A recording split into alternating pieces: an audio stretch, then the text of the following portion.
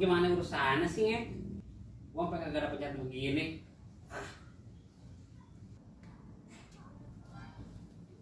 Mi, Ang, ada apa lagi?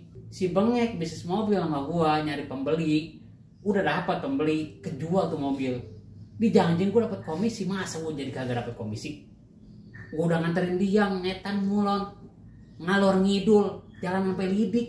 Mata gua sampai tepos, KTP gua sampai luntur. Kagak dapet, gua kagak dibagi. Kan rese, Mi. Bader sih lu mah kalau gua bilangin. Kalau berharap itu jangan sama orang, tapi sama Allah. Kalau dijanjin orang mah, kadang-kadang cuma bikin sakit hati. Tapi kalau dijanjin sama Allah, itu pasti, Ang. Begitu. Iya sih emang, bener situnya mah.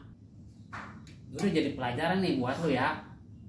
Tapi lu ngomong-ngomong ada duit cepet nggak? Gue minjam ya, besok gue ganti dah. Ah, kan gue gak percaya dah sama orang dah. Gue cuma percaya sama Allah.